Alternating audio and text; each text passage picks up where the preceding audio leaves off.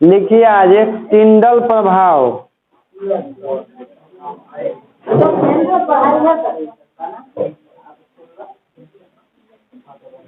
टिंडल प्रभाव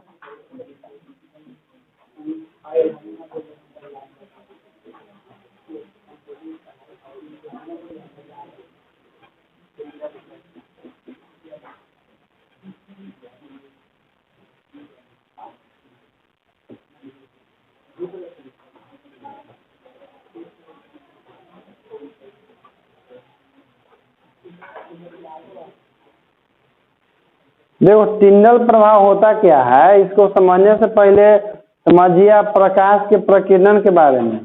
जैसे वायुमंडल, सूर्य से प्रकाश आता है वायुमंडल में ना, तो वायुमंडल में बहुत सारे धूल कण है, फिर गैस के अणु और परमाणु है कि नहीं। तो जब वायुमंडल में प्रकाश धूल कण और वायुमंडल के गैसीय कणों के ऊपर पड़ता है, तो वो सब क्या करता है ना कि उस प्रकाश को अपने एक भाग से सोख करके आप विभिन्न भागों से विभिन्न दिशाओं में फैलाता है। एक भाग से शोषित करके विभिन्न भागों से विभिन्न दिशाओं में। तो इस घटना को हम लोग कहते हैं प्रकाश का प्रकीर्णन, जो वायुमंडल में होता है, ठीक ना। अब यही घटना देखा गया कोलाइडी, जिसे कोलाइडी विलयन ले लिया गया किसी बर्तन में, कोलाइडी विलयन, और इसे हो करके प्रकाश को गुजारा गया। प्रकाश को गुजारा तो देखा गया ना कि पूरा विलयन जो है अपने आप अंदर में जैसे गुजार गया प्रकाश से सीधे पार हो जाना चाहिए था ना, लेकिन देखा गया कि पूरा विलयन जो है चमकने लगा, पूरा विलयन जगमगाने लगा। तो ये कहा गया कि जरूर कुछ वैसा ही घटना हो रहा है जैसे कि वायुमंडल में होता है। जैसे हम लोग के कैसे यहाँ पर जिधर ताक रहे हैं उधर अंजोरा ही अंजोरा नजर आ रहा है, तो हम चारों तरफ चकाचक नजर आ रहा है कि नहीं दिन में। इसका कारण है प्रकाश का प्रकीर्णन। प्रकाश के प्रकीर्णन के कारण ही चारों तरफ हम लोग के अंजोरा नजर आता है। जहाँ प्रकीर्णन नहीं आता है ना, तुम्हारा चारों तरफ अंजोरा नहीं नजर आएगा। जैसे अंतरिक्ष में जाइएगा ना, तो अंतरिक्ष में धूल कण और गैसीय कण नहीं होने के कारण वहाँ प्रकाश का प्रकीर्णन नहीं होता है। तो आप सीधे ताकिएगा तो देखिएगा आप सामने भी अंधेरा नजर आएगा, ऊपर भी ताकिएगा तो, जबकि वही आपको सूर्य नजर आएगा दूसरे कलर में, सूर्य भी नजर आएगा, लेकिन उससे आने वाला जमीन भी सब नजर आएगा। लेकिन वायुमंडल में कैसे हम लोग जिन्हें ताकते हैं उन्हें एकदम अंजोरे नजर आता है, वहाँ पर इस तरह का अंजोरा नहीं नजर आता है, क्योंकि वहाँ पर धूल कण और गैसीय कण नहीं होने के कारण प्रकीर्णन नहीं होता है। अब प्रकीर्णन नहीं होने के कारण प्रकाश सीधे पार कर जाता है, अगल बगल में फैलता नहीं है। वायुमंडल से बाहर जाइएगा तो सब अंतरिक्ष है। तो वही घटना देखिए कि विलयन में भी, कि पूरा विलयन का होना, चकमकाना, पूरा विलयन जो है प्रकाश मगन हो गया। तो वही है प्रकाश के प्रकीर्णन ही, लेकिन हो रहा है कहाँ पर, कोलाइडी। इसीलिए इसका नाम रखा गया टिंडल प्रभाव, क्योंकि सबसे पहले इसको टिंडल नामक वैज्ञानिक ने देखा था। लेकिन एक्चुअल में ये भी प्रकाश का प्रकीर्णन नहीं है, लेकिन कहाँ पर है तो कोलाइडी विलयन में। इसका परिभाषा होता है कि जब प्रकाश के प्रकीर्णन की घटना कोलाइडी विलयन में होता है तो उसको टिंडल प्रभाव, या यह भी बोल सकते हैं कि जब कोलाइडी विलयन से होकर के प्रकाश को गुजारा जाता है तो कोलाइडी विलयन के कण प्रकाश को अपने एक भाग से अवशोषित करके विभिन्न भागों से विभिन्न दिशा में, यही काम सब कण करता है। जिसके पास भी जाएगा तो वही करेगा कि अवशोषित करेगा, इसको फैलाएगा, फिर एक पर जाएगा तो वो अवशोषित करेगा, क्या करेगा, तो पूरा विलयन जगमगाने लगता है। यही घटना का नाम रखा गया कौन चीज। तो लिखिए टिंडल प्रभाव में कि जब प्रकाश की किरण को किसी कोलाइडी विलयन से होकर, जब प्रकाश की किरण को किसी कोलाइडी विलयन से होकर, जब प्रकाश की किरण को किसी कोलाइडी विलयन से होकर गुजारा जाता है, गुजारा जाता है, तो कोलाइडी के कण, तो कोलाइडी के कण, कोलाइडी के कण प्रकाश के किरणों को, तो कोलाइडी के कण प्रकाश के किरणों को अपने एक भाग से अवशोषित करके, अपने एक भाग से अवशोषित करके विभिन्न भागों से विभिन्न दिशाओं में फैलाते हैं। विभिन्न भागों से विभिन्न दिशाओं में फैलाते हैं। विभिन्न भागों से विभिन्न दिशाओं में फैलाते हैं तो संपूर्ण विलयन चमकने लगता है। तो संपूर्ण विलयन चमकने लगता है। चमकने लगता है। तो कोलाइडी कणों द्वारा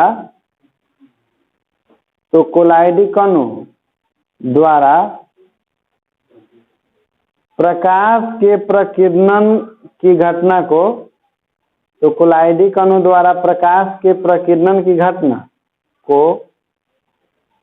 टिंडल प्रभाव कहते हैं।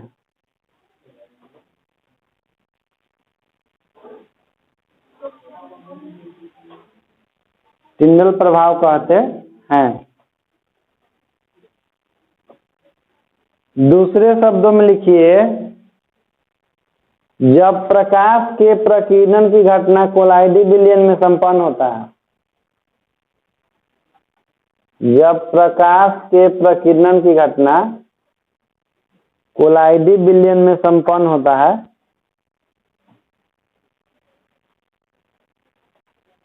कोलाइडी विलयन में संपन्न होता है तो उसे टिंडल प्रभाव कहते हैं। तो उसे टिंडल प्रभाव कहते हैं। तो उसे टिंडल प्रभाव कहते हैं।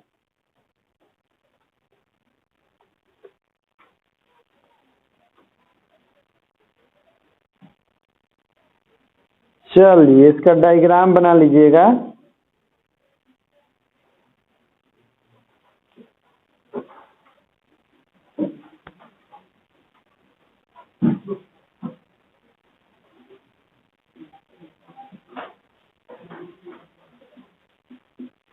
ये हो गया प्रकाश का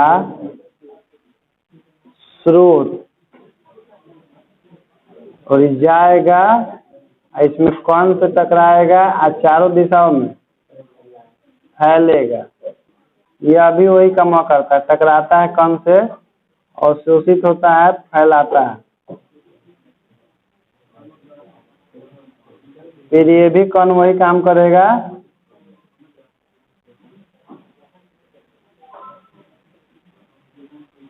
और इसी कण के पूरा विलयन का होता है एकदम जगमगाने लगता है। तो देखेगा ना मियाज खुश हो जाएगा कि चकमका रहा है, नहीं जगमगा रहा है।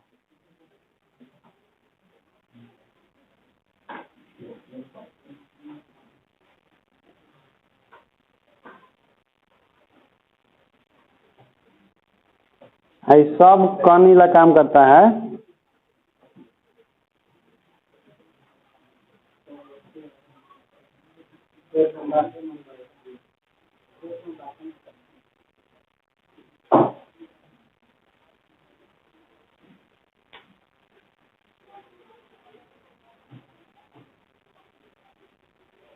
फौजी बोला कि पेट में बात नहीं पचता है।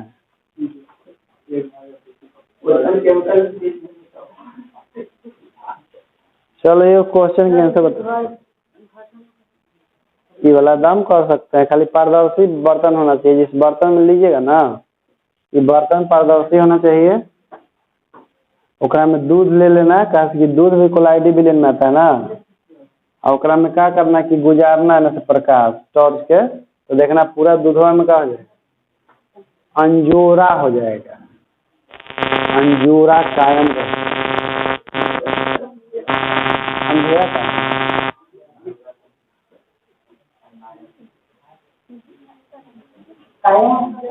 कायम मतलब बना रहा है। चलिए तो बना लिए। अब देखो इसके बाद का है, अब पढ़ना है ब्राउनी गति। ब्राउनी गति लिख के दे दीजिए। ये सब विज्ञान के लिए बड़ी इंपॉर्टेंट है। ब्राउनी गति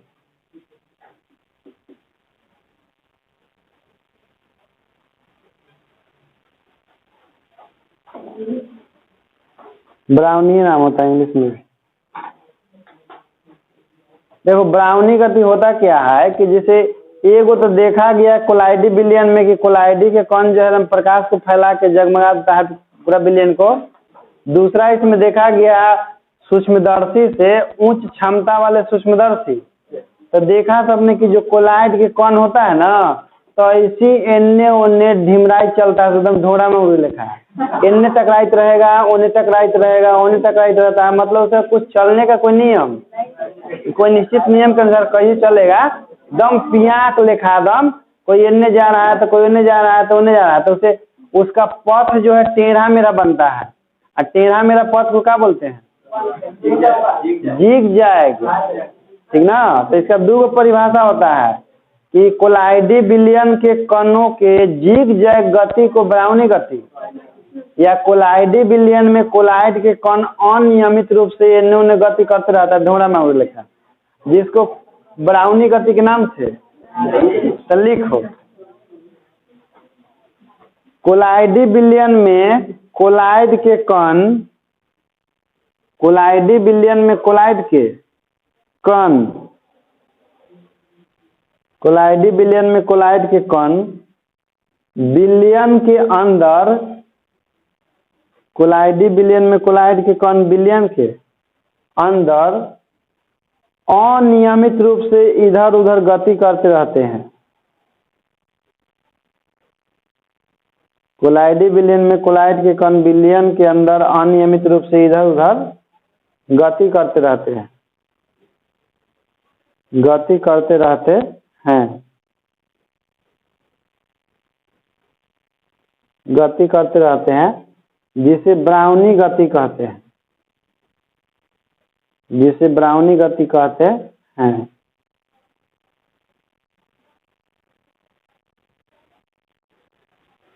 एगो दूसरे शब्द में लिखिएगा,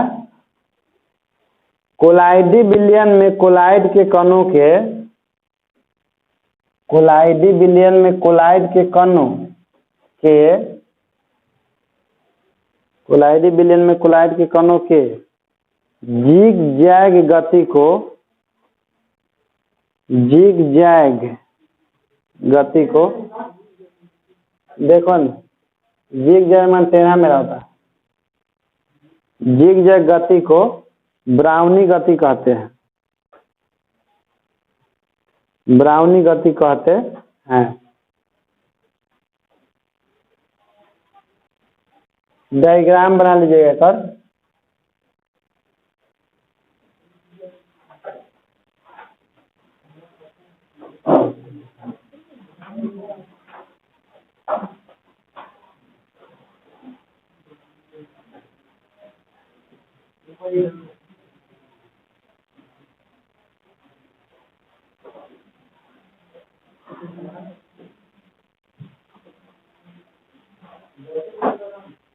जैसे तैसे बना दो, दम एनो डिमराई चलता है सब, कोई नियम नहीं है अगर चलने के विशेष है, सब एक दूसरे से जुड़ा हुआ रहेगा। बाकी कौन के मतलब गति, एक कौन के हम गति दर्शा रहे हैं कि ऐसे जा रहा है तो ऐसे जा रहा है, इन्होंने जैसे तैसे, सब एक दूसरे से जुड़ा हुआ थोड़ी रहेगा। अब तो जुड़ रहा क्लिप की क्या बात कर रहा है, दुकान खोलना है क्या?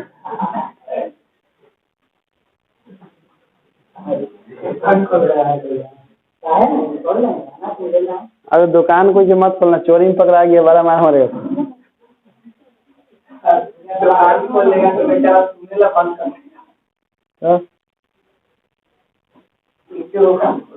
हम देख रहा है कि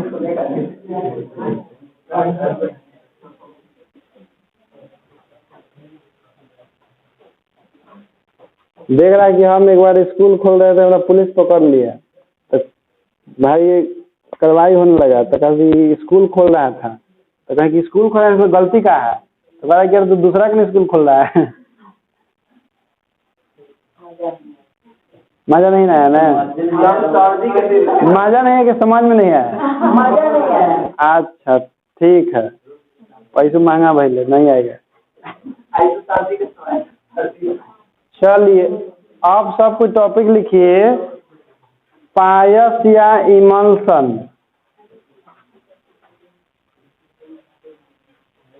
पायस या इमल्सन, हाँ इमल्सन आधा ल होता है इसमें। लिखिए वह कोलाइडी विलयन जिसमें परिक्षेपण माध्यम और परिक्षेपित कला, वह कोलाइडी विलयन जिसमें परिक्षेपण माध्यम और परिक्षेपित कला, परिक्षेपण माध्यम और परिक्षेपित कला दोनों ही द्रव हो, दोनों ही द्रव हो, उसे पायस या इमल्सन कहते हैं, उसे पायस या इमल्सन कहते हैं,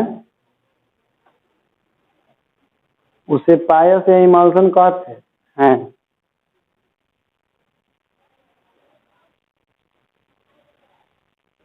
पैराग्राफ चेंज। पायस में परिक्षेपित कण का आकार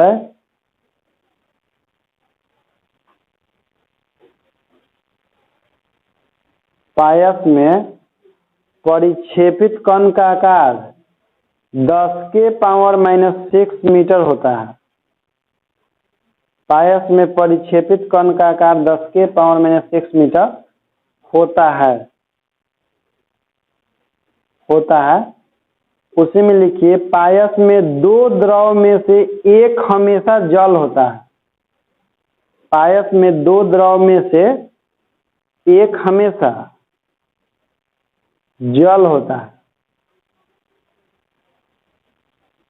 पायस में दो द्रव में से एक हमेशा जल होता है। अब लिखिए पायस का प्रकार, पायस का प्रकार, जैसे पायस भी कोलाइडी विलयन होता है, लेकिन एक ऐसा कोलाइडी विलयन होता है तो जिसमें दोनों द्रव होता है, परिक्षेपण माध्यम या परिक्षेपित कला भी। तो लिखिए डायरेक्ट देकर पायस के प्रकार में पायस निम्नलिखित दो प्रकार का होता है। पायस निम्नलिखित दो प्रकार का होता है,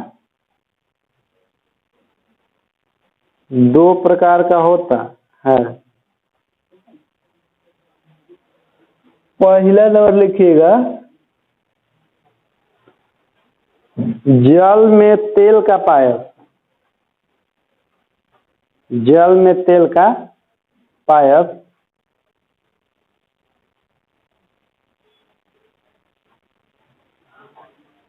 देखो जल में तेल का पायस है ना, यानी कि जल होगा परिक्षेपण माध्यम, आवासा होगा परिक्षेपण परिक्षेपित कला। हाँ जल में तेल का, तेल तो सब वैसा ही होता है। तो लिखिए वैसा कोलाइडी विलयन जिसमें परिक्षेपण माध्यम के रूप में जल रहता है, वैसा कोलाइडी विलयन जिसमें परिक्षेपण माध्यम के रूप में जल रहता है, परिक्षेपण माध्यम के रूप में जल रहता है, तथा परिक्षेपित कला के रूप में, परिक्षेपित कला के रूप में तेल, परिक्षेपित कला के रूप में तेल ब्रैकेट में वासा लिखिएगा, वासा ब्रैकेट बंद रहता है, रहता है, उसे जल में तेल का पायस कहते हैं।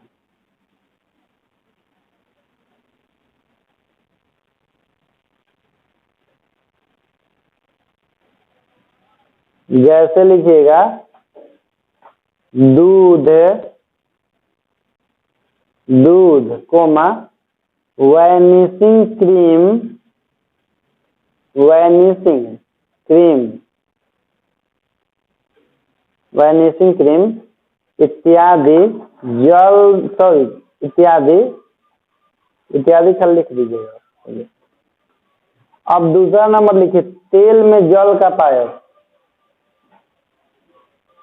तेल में जल का पायस।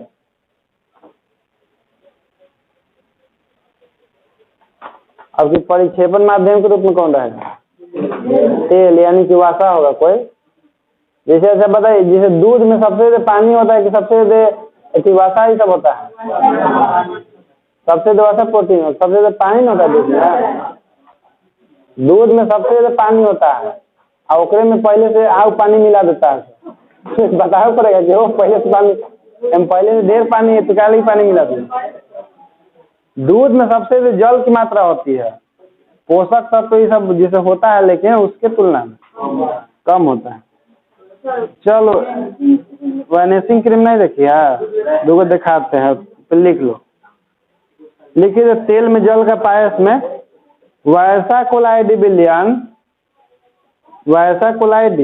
विलयन जिसमें परिक्षेपण माध्यम के रूप में तेल रहता है। वैसा कोलाइडी विलयन जिसमें परिक्षेपण माध्यम के रूप में तेल रहता है। परिक्षेपण माध्यम के रूप में तेल रहता है तथा परिक्षेपित कला के रूप में जल रहता है।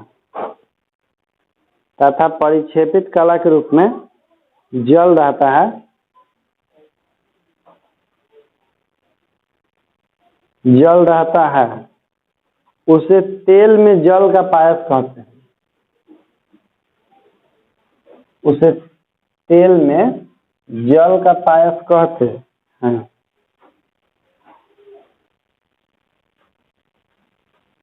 कहते हैं।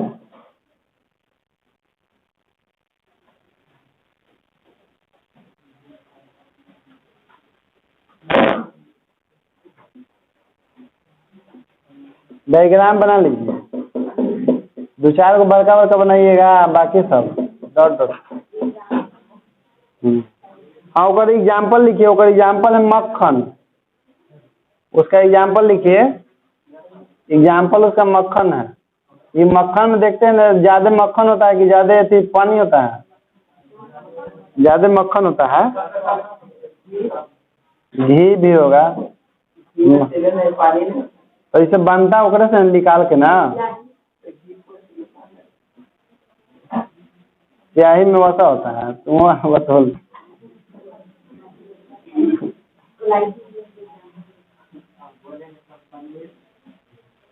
देखो, पनीर ऐसी बात मत करो, हम छोड़ के चल जाएंगे खाए, भूख लगे होता है। कि हम खाए नहीं अभी तक।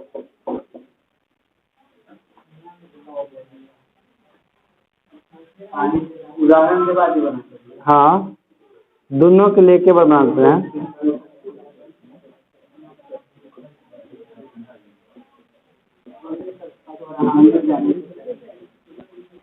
जल में तेल का पायस, और इसको लिख लीजिएगा, तेल में जल का पायस।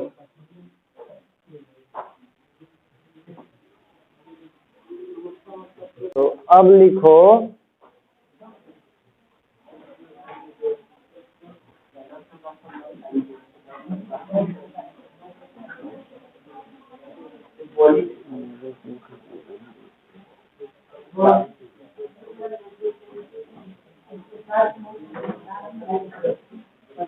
लिखो टॉपिक ऑन करो समय। देखिए, पायस के गुण। पायस के गुण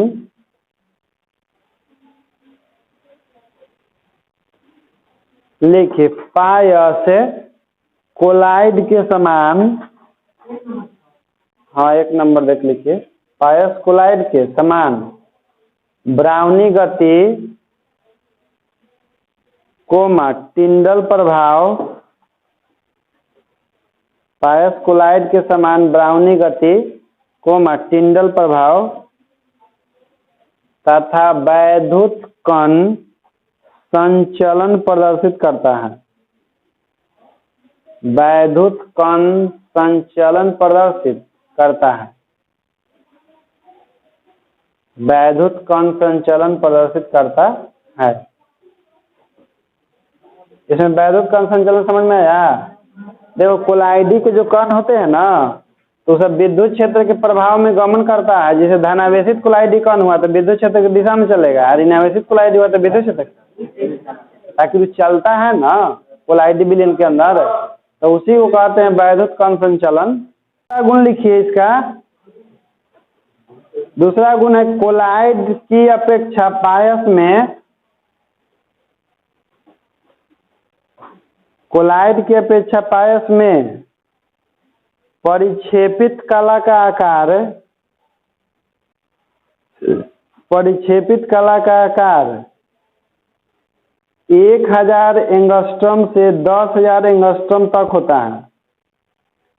1000 एंगस्ट्रॉम से 10,000 एंगस्ट्रॉम तक होता है।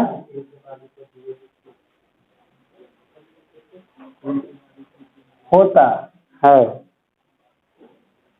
तीसरा लिखिए, पायस का विभिन्न विधियों द्वारा विमल्सीकरण किया जाता है। पायस का विभिन्न विधियों द्वारा विमल्सीकरण किया जाता है।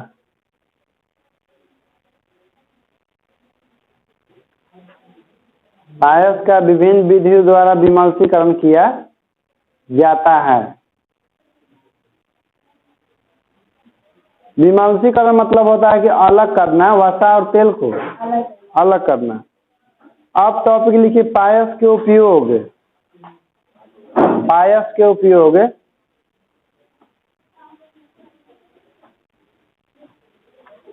लिखिए पहला नंबर, अयस्कों के सांद्रण में, अयस्कों के सांद्रण में, अयस्कों के सांद्रण में। दूसरा लिखिए साबुन की शोधन क्रिया में, साबुन की शोधन क्रिया में,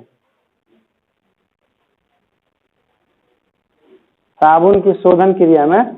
जैसे देखिए अयस्कों के सांद्रण में किया जाता है ना, तो पायस में जैसे तो वसा होता है, तेल होता है ना, तो जैसे सुने होंगे फेन उत्प्लवन विधि के नाम सुने हैं, ओकरा में पाइन के तेल डाला जाता है, और तेल कौची होता है, वसा होता है। तो फेन उत्प्लवन विधि में अयस्क का सांद्रण किया जाता है, जिसमें तेल का प्रयोग किया जाता है। तेल आपका पायस में आता है ना।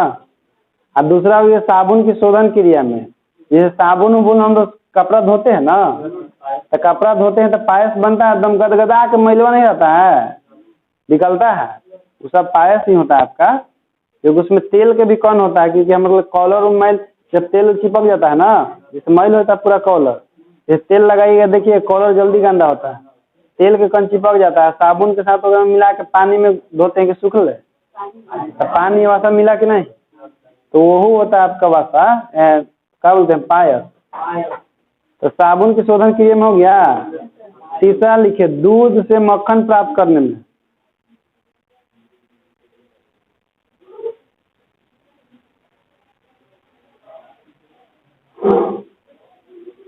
दूध से मक्खन प्राप्त करने में, दूध से मक्खन निकालते हैं ना। अब केंद्रीकरण विधि द्वारा, याद है ना, महते हैं उसका, पहले तो दलघटनी से महाता था, अब तो मशीन आ गया। चलो अब लिखो टॉपिक विमल्सीकरण। विमल्सीकरण,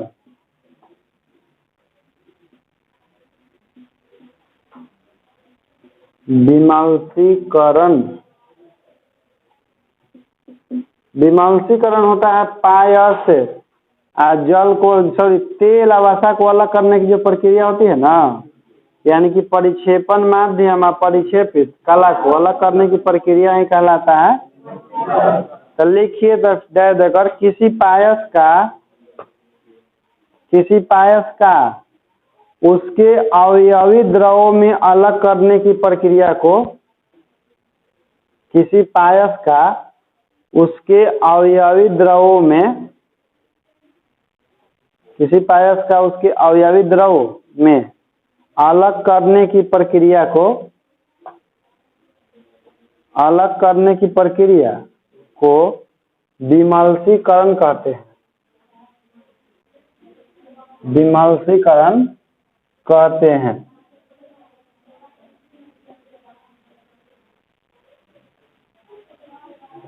दूसरे शब्दों में लिखिए था, किसी पायस का परिक्षेपण माध्यम और परिक्षेपित कला को अलग करने की प्रक्रिया को, किसी पायस का परिक्षेपण माध्यम और परिक्षेपित कला को अलग करने की प्रक्रिया को, अलग करने की प्रक्रिया को विमल्सीकरण कहते हैं। विमल्सीकरण कहते हैं। जैसे जैसे हीमन कोमा क्वथन कोमा अपकेंद्रीकरण,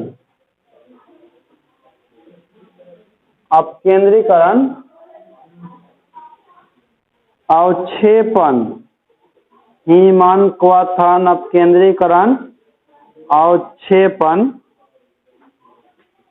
अवक्षेपण इत्यादि विधियों द्वारा पायस का विमल्सीकरण किया जाता है। इत्यादि विधियों द्वारा पायस का विमल्सीकरण किया जाता है।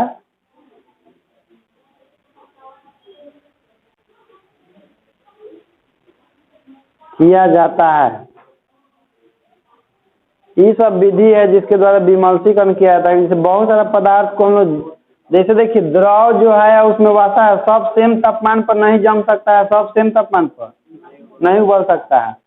ये क्योंकि सब सेम तापमान पर उबलेगा जमेगा तो ओकरे में हमेशा घुलने रह जाएगा। जमाएंगे तभी अलग हो जाएगा, गर्म करेंगे। आप केंद्रीकरण विधि जानबे करते हैं, जैसे दूध और मक्खन को अलग किया जाता है। जैसे अब केंद्रीकरण विधि होता क्या है ना, कि जैसे कि उस सेंटर से बाहर की ओर जैसे खींचता है, खींच के सेंटर से बाहर की ओर फेंकता है ठोस कणों को, तो वैसे ठोस कण जो है केंद्र से दूर जाते हैं, सब ओकरा से बाहर छहलाने लगता है सब। अब लिखिए, मानव समाज के चारों ओर कोलाइड, टॉपिक है मानव समाज के चारों ओर कोलाइड। मानव समाज के चारों ओर कोलाइड, हम लोग कोलाइड से घिरे हुए हैं, तो ये नहीं कि बचाओ बचाओ मत चिल्लाए लगना क्योंकि हमारा लिए उपयोगी है सर। पहला नंबर लिखिए, पहला नंबर कोहरा। कोहरा खाए वाला नहीं, कुहासा। कोहरा, हाँ इसी क्या कहते हैं, कुहासा। कोमा धुआं, धुआं। कोमा बादल। हो गया, ये तो पहलका में हो गया। दूसरा में लिखिए इत्र। इत्र जो मार के दम चमकाते हैं सब, वो वाला नहीं। सेंट अलग होता है, इत्र अलग होता है। इत्र। फिर इसके बाद लिखो हलुआ। हाँ हलुआ। कोमा फलों का रस, फलों का रस। अब तीसरा नंबर लिखिए रक्त। रक्त माने खून। कोमा मिट्टी इत्यादि इत्यादि। ये सब के सब पायस है। हाँ सेंट के सेंट होता है। अब लिखो टॉपिक पायसी कारक। पायसी कारक बज गया, बराती आएगा तो 11 बज गया। अच्छा ठीक है, लिखो चल लास्ट पायसी कारक। पायसी कारक, देखो पायसी कारक क्या होता है कि जो पायस को बनाए रखता है, यानी कि पायस में जल और तेल को अलगे नहीं होने देता है, तो उसी को हम लोग पायसी कारक कहते हैं। कि जिसको मिला दीजिएगा ना तो पौछे मतलब से अलगे दोनों डिमल्सन नहीं होगा। तो लिखिए तब पायस को स्थायी बनाए रखने के लिए, पायस को स्थायी बनाए रखने के लिए,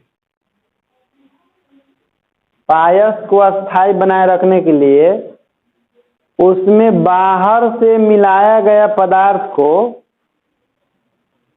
उसमें बाहर से मिलाया गया पदार्थ को, मिलाया गया पदार्थ को पायसी कारक कहते हैं।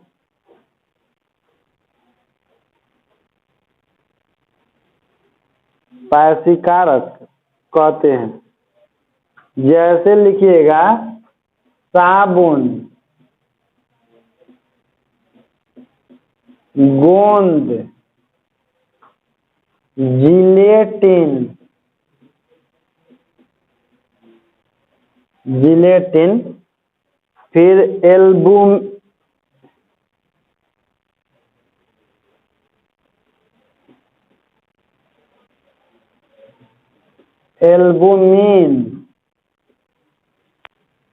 एल्बुमिन,